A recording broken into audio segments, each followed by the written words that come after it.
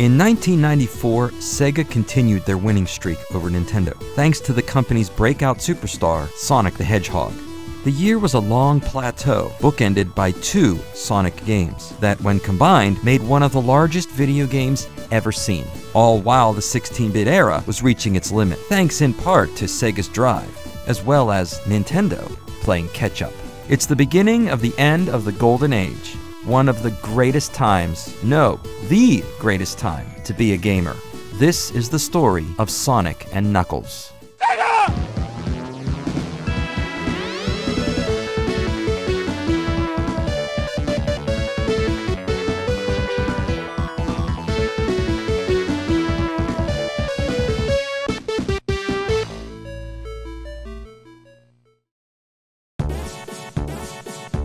On October 18, 1994, Sega released one of their most memorable video games, Sonic and Knuckles, a technical marvel. The game wasn't quite Sonic the Hedgehog 4, though not the exact same game as Sonic 3. Sonic and Knuckles gave Sega a unique way to expand on existing games, while offering a new, separate adventure at the same time, selling a game cartridge that can connect with other cartridges, unlocking characters and parts of levels that could never be done so otherwise. While October 1994 was far from the end of the 16-bit era, the time is often remembered as when the very best games were released, alongside the backdrop of the looming next generation. It had been a 4-year roller coaster ride for Sega in America, ever since Sonic the Hedgehog was first released for the Sega Genesis on June 23, 1991. The character and game stole the spotlight from the debut of Nintendo's Super NES, and in the end turned Sega into the market leader in the USA. Sega released a sequel the next year, and while Sonic 2 was a great game on its own, the marketing behind it set the stage for how game releases are done today. November 24, 1992, Sonic 2's Day, put the second Sonic on sale around the world on the same day, just before Christmas, to maximize sales. The idea worked so well that Sega did it again in 1993, only this time, Sega released 3 games at once, Sonic CD, Spinball, and Chaos, with the Sonic Mania Day event. When that year's shopping season had ended, the Sega Genesis was in more American homes than the Super NES, 13.5 million to 11.3. When the calendar turned to 1994, Sonic the Hedgehog 3 was ready to roll. In the tradition of prior Sonic games, a publicity event was scheduled. On February 2, 1994, Sega set up shop in the town of Punxsutawney, Pennsylvania, a town made world famous only a year before, thanks to the movie Groundhog Day, directed by Harold Ramis and starring Bill Murray. The festivities that day were gigantic for such a small town. The schools had no class for the day, but kept the doors open for the public to come by and try out the new game. People traveled from around the country to line up and be the very first in the world to pick up Sonic 3. Sega rechristened the long-standing holiday, Groundhog Day, into Hedgehog Day. The early release date ran counter to what everyone was expecting. The timing worked to Sega's advantage in several ways. With Christmas already in the rearview mirror, Sega fans could get the next game in the series now. Sega could keep up with the heavy demand by manufacturing cartridges during the slow season. This also helped alleviate shortages around the world, as Sonic 3 was released outside of the US in the weeks and months following Hedgehog Day. The reviews for Sonic 3 were great. Not a single score from any major gaming publication was less than 90%. Some scores were perfect. Talks of Game of the Year were already being thrown around, just as 1994 was getting started. It all gave Sega a money-making opportunity that lasted the whole year. But what those who went home with Sonic the Hedgehog 3 on February 2nd didn't know was that this new game was only one piece of the puzzle. A second Sonic 3 would soon be on the way. It was a little strange that Sega released its biggest game of 1994 in the dead of winter. Clever marketing opportunities aside, behind the scenes, there were hurdles that gave way to this decision. Sonic 2 was developed in a newly created division within Sega of America, STI, the Sega Technical Institute. The concept brought in some of the best veteran Japanese talent who trained young, new American artists and programmers, working together to create games that American audiences could appreciate. Things rarely ran smoothly. Sonic 2 was produced in a rush. While it certainly doesn't look like it, the game was completed in only 9 months. The cross-cultural collaboration took its toll on Yuji Naka, who strongly shaped the direction of the game. With regards to a potential Sonic 3, he refused to work on the game in any way if Americans were involved with him directly. Sega and STI conceded to this demand. Hirokazu Yasuhara, aka Carol Yass, was brought in to direct, marking the 3rd time in a row he collaborated with Yuji Naka. Takashi Iizuka would join as a newcomer to the series as a designer. The team worked separately from the Americans at STI, who spent 1993 making Sonic Spinball. Sonic 3 lost not only one, but 2 composers. Masato Nakamura of the band Dreams Come True parted ways with Sega amicably. Sega moved forward with an even bigger name penciled in for the soundtrack, Michael Jackson. While no public announcement was ever made, nor any contracts signed, those who worked at Sega and with Michael during this time have commented about the secretive story. The music heard in Sonic 3 has traces of Michael's style. Carnival Night Zone sounds very similar to Jam from the Dangerous album. Long before the game was ever finished, the collaboration ended without a clear reason. Michael was never credited in Sonic 3 and never commented about his involvement with the game. Some may point to Sega wishing to distance themselves from legal troubles Michael Jackson had in 1993, though that doesn't line up against Michael's involvement in Scramble Training, an arcade ride game released by Sega that year. Eventually, Tokuhiko Uabo, aka Bo, and Jun Senoue were given the task. Bo had collaborated with Yuji Naka on many older Sega games, while Sonic 3 would be the first of many Sonic compositions for newcomer Jun. From the onset, Sonic 3 was created with the goal of going above and beyond Sonic 2. That meant designing more levels, longer levels, and creating graphical touches that had yet to be seen in 16-bit games. A new character, Knuckles, was born, an adversary to Sonic and Tails. New features, such as 3 types of shields that can help Sonic move through stages, were added. As well, all of the features from past games, such as the split-screen multiplayer mode and Super Sonic, had to return. All of it led to a game that would surpass 32 megabits, a memory size that was unheard of in 1993. The larger memory size would mean a higher cost at retail. As well, the game had so many unfinished ideas that Sonic 3 would not be ready for Christmas 1993. Sega took a gamble on its greatest franchise, taking this game and splitting it into 2 parts, Sonic the Hedgehog 3 and Sonic & Knuckles. 2 games that, when put together, would give fans access to the complete vision that Sega and STI intended. How that happened was something never before seen in home gaming. Something some might call magic.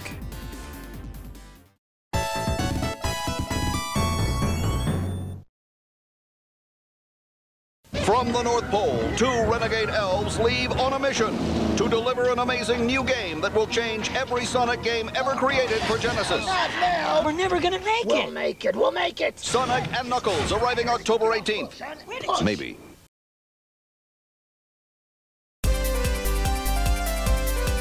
With the release of Sonic the Hedgehog 3, Sega had the first part of its year-long strategy in place. Half of the game was completed, on sale and in homes. It was easy for STI to take the elements that were unfinished and mold that into Sonic and Knuckles, at least with the help of a little contraption. While STI was working on Sonic 3, the Sega home offices in Japan were constantly updated on the progress made in California. When the tipping point was reached that Sonic 3 could potentially be 2 games, the hardware division in Japan offered a solution, a cartridge that could accept other cartridges and combine the game codes of both. The concept began a few years before when Sega partnered with Galoob and Codemasters for the Game Genie enhancement device. The partnership gave Sega their own ideas about how to create a similar product. With that, the existing code from Sonic 3 could be altered and reused in Sonic & Knuckles. Connecting two cartridges would mix both games together. Since Sonic 3 was similar code-wise to Sonic 2, that game could be expanded as well. Mixing and matching cartridge combinations had a lot of potential.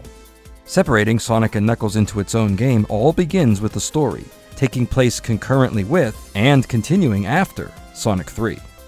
At the end of Sonic 2, West Side Island was liberated from the evil Dr. Robotnik, with Sonic retrieving the 7 Chaos Emeralds and knocking Robotnik's space station, the Death Egg, out of orbit. The space station crashed to Earth, landing on the mysterious floating Angel Island. The collision forced the island to sink back into the ocean, causing a tidal wave that reached the home of Sonic, prompting him and Tails to leave in the tornado to investigate. Angel Island is home to Knuckles the Echidna, the last of his kind with the sworn duty to protect the emerald altars that dot the island. Not long after, Robotnik meets Knuckles. Pretending to be a friendly scientist, he earns the trust of the Echidna, claiming that the recent disruptions were the cause of Sonic and Tails, who must be stopped to save the Angel Island Emeralds. With the choice of Sonic or Knuckles as your character, the game breaks into two stories. With Sonic, the Death Egg crash lands on Angel Island once more. While retrieving the missing Chaos Emeralds, Sonic passes through a super ring to the Hidden Palace Zone and discovers the Master Emerald, which keeps Angel Island floating in the sky. Here, Sonic fights Knuckles one-on-one. During the battle, Robotnik steals the Master Emerald. When Knuckles tries to stop him, Robotnik electrocutes the Echidna and escapes. Knuckles realizes he has been lied to the entire time and joins forces with Sonic. Knuckles' story takes place after Sonic destroys the Death Egg once and for all. Mecha Sonic returns to Earth with Egg Robo in tow, stealing the Master Emerald, which gives it powers that equal Super Sonic. It's up to Knuckles to save the day and rid Angel Island of the troubles Robotnik has brought here once and for all. The format of Sonic & Knuckles is similar to that of Sonic 3, featuring 7 zones, usually with 2 acts each, designed to be seamless, meaning that the gameplay is continuous. There are no breaks between the stages, like in past games. Don't forget that Sonic stages are never linear, and oftentimes slowing down to explore has its benefits. Knuckles is able to climb up walls and fly for a short time, which gives gameplay in his half of the game a different approach. Backgrounds and foregrounds are fully animated, often changing as the zone progresses. Each of the acts have amazing graphical detail and rarely repeat the same color, offering eye-popping visuals from start to end that make you wonder how these graphics are handled, while Sonic or Knuckles move along at an amazing speed. The forests of Mushroom Hill Zone, the heat of Lava Reef Zone, and the winds of Sky Sanctuary Zone offer a varied and colorful game that follows the style of Sonic 3 without repeating any of those elements.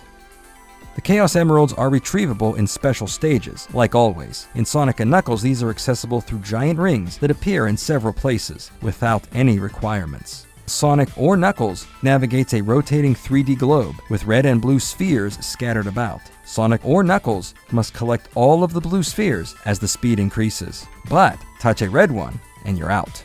There are also rings to collect and bumpers that push back, adding to the challenge.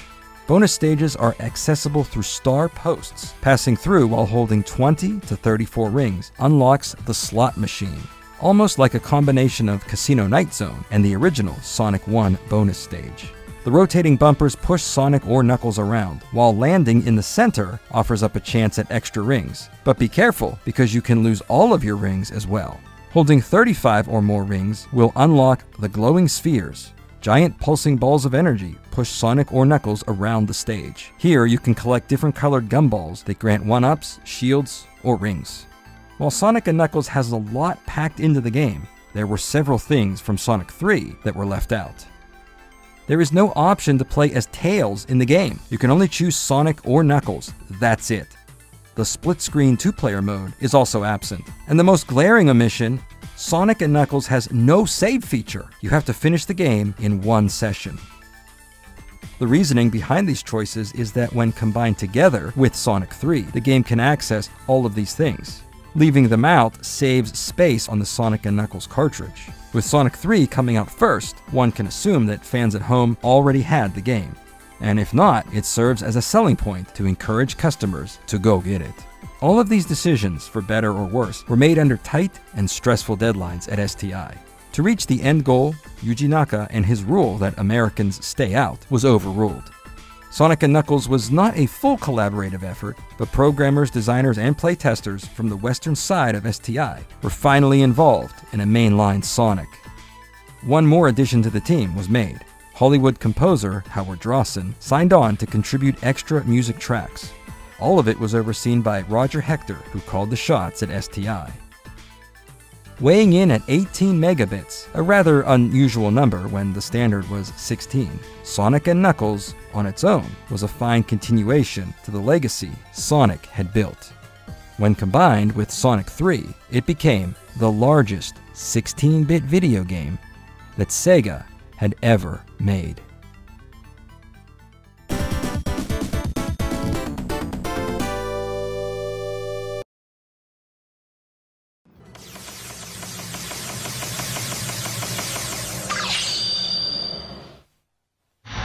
Sonic Series 最新作 Sonic & Knuckles Lock On Sonic 2、Sonic 3を Knuckles で Play Sonic & Knuckles 全世界同時発売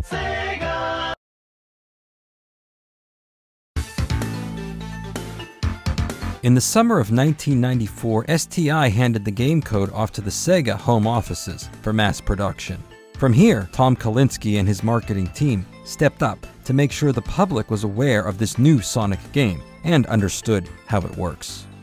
Back in the 90s, the main event for technology and games was the Consumer Electronics Show, then held twice a year. Sega had an impressive Winter '94 show when Sonic 3 made its surprising reveal.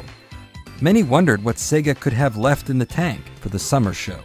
Rather than wait for the summer CES, where Nintendo and other competitors would show off their best new works, Sega did an end run with a special event, Sega Gamers Day, held 3 weeks before the CES. The event showed off dozens of games Sega would release in the second half of 1994, and some in '95. Sonic & Knuckles was the marquee Genesis game on display. But what really stole the show was a new device that would upgrade the Genesis into a 32-bit machine for only $150. The Sega 32X. At a time where the next generation felt years away, and possibly 2 or 3 times as expensive as 16-bit, the 32X offered an affordable option to transition into the future. And since the 32X was an add-on, standard Genesis games would still work, including Sonic & Knuckles, a standalone game that no one was expecting, with its own upgradability. It's a concept that had been around for some time in the PC gaming space, expansion packs, where new levels and items could be added to an existing game. However, due to the nature of home gaming, with a lack of hard drives and rewritable media, the idea never found a way to catch on until now. Sega trademarked a clever name for the interface that made all this possible: Lock-On Technology. Sonic & Knuckles was excellent on its own, and Sonic 3 gave it an upgrade. Add Sonic 2 and make Knuckles a playable character, giving the game some new life by replaying those older levels with Knuckles' moveset. Add Sonic 1 and you'll get a message saying, "No way. Don't worry, it's just a joke. Push A, B, and C when you see this screen to access a mind-blowing 134,217,728 playable levels of the Blue Sphere bonus game. Add any other Genesis game, and just one of these millions of stages will randomly load, making the deep cuts of your gaming library worth dusting off." It was something never thought possible. Games no longer had to be set in stone forever and could freely change and evolve over time. There was an ulterior motive for holding Sega Gamers Day.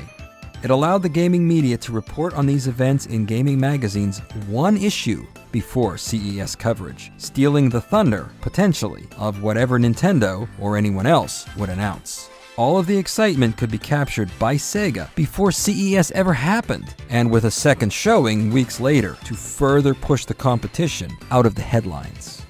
With the revelations made at Sega Gamers Day, the media and fans at home went away with some big surprises and a look at the future of games, with some of these ideas coming to pass. With Sega having established big November releases with Sonic 2 and CD, most everyone expected Sonic & Knuckles to arrive about 1 month before Christmas. At the '94 Summer CES, Nintendo finally stood up to Sega and punched back. A new game that had been worked on for years behind the scenes went public: Donkey Kong Country. The game featured rendered 3D graphics and looked more advanced than any other game that had ever come before. A true next-generation game on current generation hardware. More importantly, the game was produced without any add-on chips or upgrades of any kind. A massive ad campaign followed, showing a different side of the Big N, full of edgy 90s attitude, while touting that all you needed to get to the next gen today was a $99 Super NES. Nintendo took one more swing at Sega, planting their flag on a date Sega had already claimed: the Tuesday before Thanksgiving. In 1994, that day was November 21st. Everything that Sega had built up all year long was instantly wiped out. Sega went ahead and announced its schedule for 1994. The 32X would be released on the same day as Donkey Kong Country, November 21st, while Sonic & Knuckles was slated for October 18th. The plan gave Sega a slight head start sales-wise, while allowing the 32X to go head-to-head with Donkey Kong Country. Following the CES, Sega's fall promotional campaign went into full swing. Lock-on technology quickly became a new buzzword as advertisements on TV and in print went live. Fans at home defended their side of the console wars while attacking the other. For Sega, 3 main tracks of promotion ran concurrently. First, the release date of October 18th was heralded once again as a simultaneous worldwide release. Commercials in every region remarked that the world would lock on to Sonic & Knuckles in unison. While this had been done before with Sonic Tuesday, that didn't actually happen all in one day, as Sonic 2 was released in different regions a few days apart, then choreographed on videotape to appear as a 24-hour event. With Sonic & Knuckles, the claim can truthfully be made that this was the first game to go on sale everywhere on Earth at the same time. Second, Sega teamed up with Blockbuster Video to promote Sonic & Knuckles as an exclusive rental. Sure, nothing could stop a mom-and-pop store from renting out the game as well, but the move gave many Sonic 2 and 3 owners a chance to try before you buy. This arrangement contrasted with Nintendo, who opposed game rentals, even going as far as taking store owners to court for renting out video games. It was one of many partnerships Sega fostered in the 1990s, wherein the other party received hostile actions from Nintendo. Lastly, Sega signed on with MTV for the main event of the pre-release hype, a contest known as Rock the Rock. To start the campaign, short video blurbs began appearing on MTV that claimed Knuckles was missing, asking the viewer at home to find him. It all gave way to a massive contest, the first round of which was held at Hard Rock Cafe locations in the US, Japan, Mexico, Brazil, and elsewhere around the world in early October. Customers could try out the game pre-release and compete with each other. The winners from the opening round were flown to San Francisco, California, where the infamous maximum security prison, Alcatraz, aka The Rock, is located. There, each participant was booked and sent to a cell. In the next round, the goal was to collect as many rings as possible in Mushroom Hill Zone in 3 minutes. The top 2 scorers went on to the final round, competing head-to-head, grabbing rings in Launch Base Zone. The winner, Chris Tang, was awarded $25,000, every Sega game released for the next 2 years, and left Alcatraz a free man. The contest aired on MTV 1 day before release. The contest was only a part of the special broadcast. The remainder was filled with interviews from STI staff discussing how Sonic & Knuckles came to be, as well as general thoughts on game design and how Sega does business behind the scenes. The next day, October 18th, 1994, Sonic & Knuckles would go on sale around the world. Sega vs. Nintendo, Round 4, was officially underway.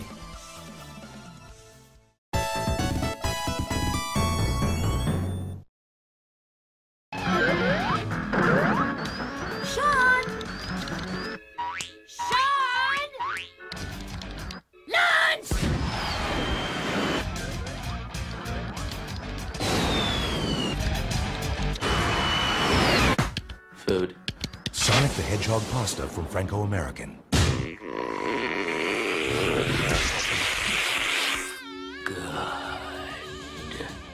What are you playing for lunch?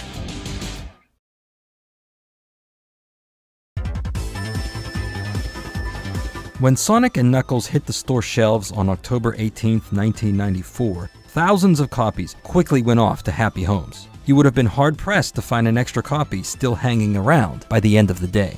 The field was already overcrowded with great games. Mortal Kombat 2 and NBA Jam were just two of many games on both the Genesis and Super NES, not to mention the exclusives on each side that were already on sale or coming soon, all fighting for someone's hard-earned $60. But many had that money set aside for the newest Sonic. In the gaming media, reviews that came down the line were very positive. In Japan, Beep Mega Drive was the go-to source for Sega info. Across multiple issues in 1994, Sonic & Knuckles was discussed in depth with details about how lock-on technology works and what it can do. Beep issued a score of 32 out of 36 in December '94. In the US, GamePro magazine gave a perfect score in its November issue, saying that lock-on technology was a revolutionary element. The review also went into detail about how to access areas in Sonic 3 and Sonic 2 that were never before seen, until you play as Knuckles. Die-hard game fans scored the game with an average of 91% in November. Referring to the game as Sonic 4, the reviewers remarked that lock-on gives you a lot of value for your money. The review speculated on future games that could adopt this feature, imagining a world where the interface would apply to Phantasy Star games. Well, one can dream.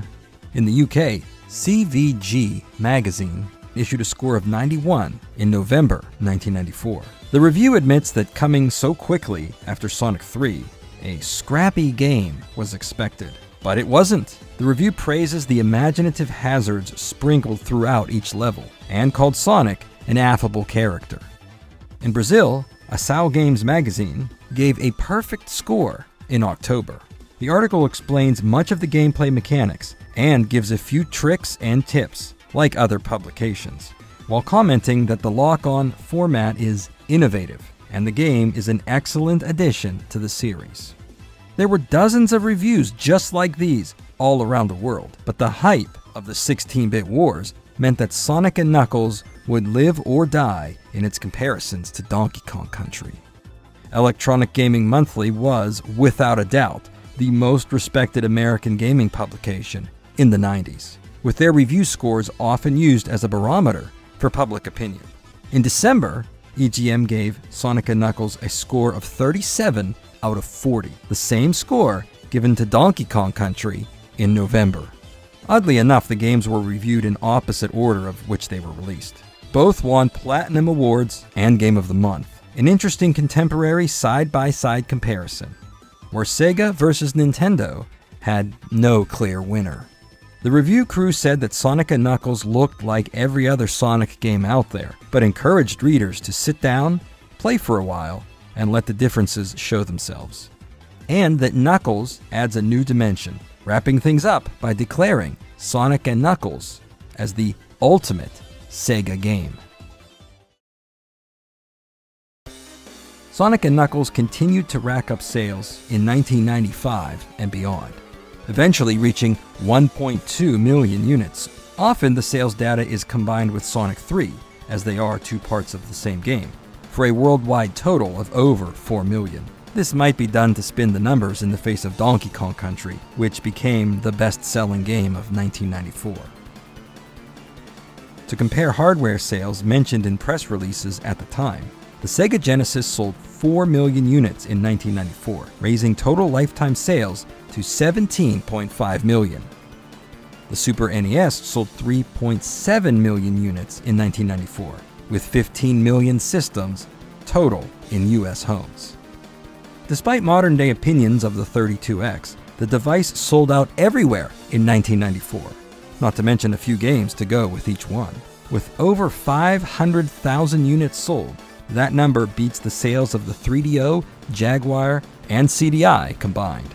In dollar amount, Sega of America posted revenues of $3.4 billion, only a slight decrease from the year before.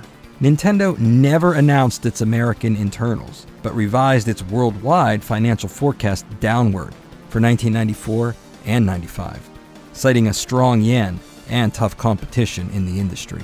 Sega took these numbers and ran to the goal line, declaring victory once again, proudly announcing everywhere that the Sega Genesis outsold the Super NES for the 4th year in a row.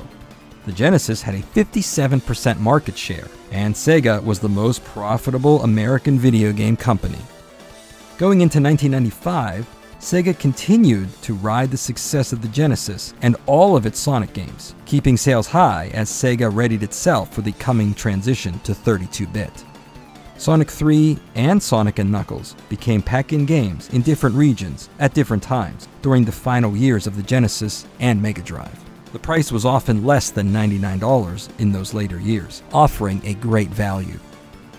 There was talk of a complete Sonic 3 and Knuckles game in one cartridge, without lock-on technology, but the idea never came to pass. In the years after the 16-bit era, the complete game has been released a few times, starting with a Windows PC version in 1997, and more recently as part of Sonic Origins in 2022. Modern re-releases of Sonic 1 and 2 also feature Knuckles, though these days the entire game is a digital download, with nothing to lock onto. However, nothing re-released has been exactly the same as the original 2 cartridges. Many Sega compilations omit either of the 2 games, and the few times where everything is complete, some music tracks are not the same. Some graphical and gameplay changes have been made as well.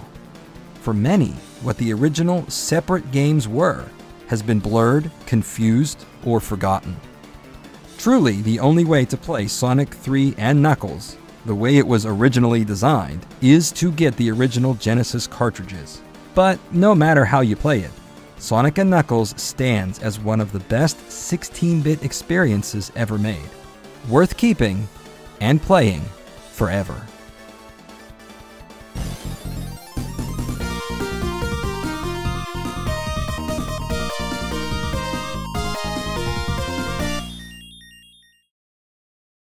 We went to the big guy.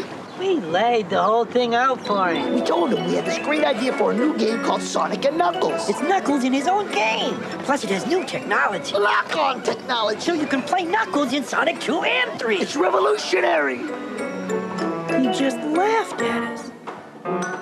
So we sold the whole thing to Sega. Who's laughing now? Fat Man!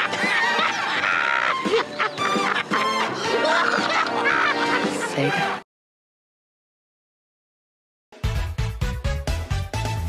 We've made it to the end. Thanks for sticking around for the entire GTV Sonic saga. Reflecting on things, 1994 really feels like the last great chapter in the golden age Sega had built in the early 90s. It was far from the end, but when looking back at certain events, such as the release of the 32-bit machines in Japan, right on the heels of Sonic & Knuckles, you can't help but feel like 16-bit was swept out the door, killed off too early. Sure, the jump to 32-bit was amazing, though only a few can claim to be there from day one. Probably most of us weren't there until year 2 or 3. 94 and 95 showed us the future, but what was not expected, a current-gen system still managing to impress, 5 or 6 years into its life cycle, made it feel like the future had already arrived, and that the Genesis could live almost forever. That's exactly what 1994 felt like, and it was even more special when you had trusted, classic characters that had been there for the entire ride. That's the other side of the coin.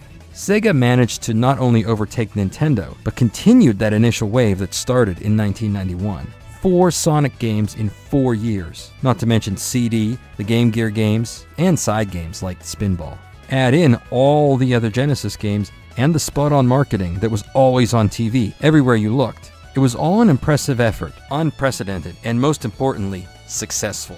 It all proved that the Big N could be taken on and taken down, which sealed Sega's own fate not much later by Sony, in part because they proved that it could be done. But even if Sega's mid-90s decline hadn't happened, time would have still moved on. We all grew up. All things must end, and you can't go back. It's hard to put into words. It just felt special to be part of something exciting happening in the here and now, even if it was just a game. That's the feeling I relive whenever I fire up the Genesis to play Sonic and Knuckles, or any of the classics from 1994. And honestly, that's more than enough for me. I still play these games with the same excitement, as if they were brand new and the future is far in front of me. And I guess I always will.